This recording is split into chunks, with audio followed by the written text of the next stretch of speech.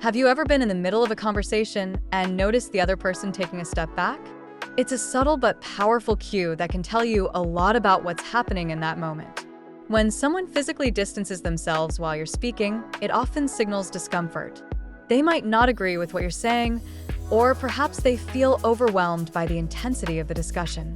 It's like their body is instinctively saying, "I need some space." Now, think about it. When we're engaged in a topic we're passionate about, we tend to lean in. Leaning in is a sign of engagement, interest, and even dominance.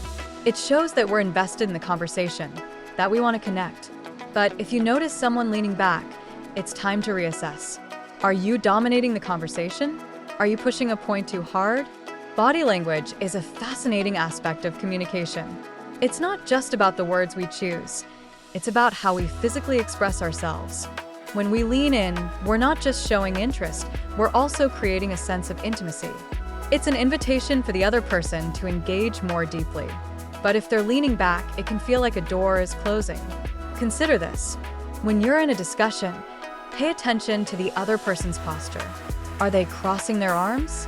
That's often a defensive position. It can indicate that they're not open to what you're saying. On the flip side, if they're nodding and leaning forward, you're likely on the right track. This dynamic is especially important in negotiations or conflict resolution. If you sense someone stepping back, it might be beneficial to pause and ask how they're feeling. A simple, "I sense you might have some reservations, would you like to share?" can open the door to a more productive dialogue. And let's not forget about the power of mirroring. When you lean in, and they lean in too, it creates a rhythm in the conversation that fosters connection. But if you're leaning in and they're leaning back, it can create a disconnect.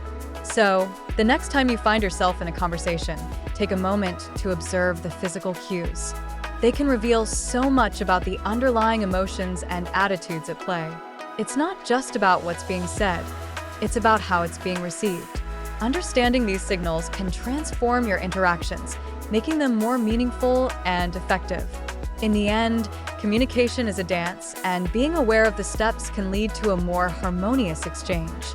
So lean in when it feels right, but also be mindful of when to step back and reassess. It's all part of the art of conversation.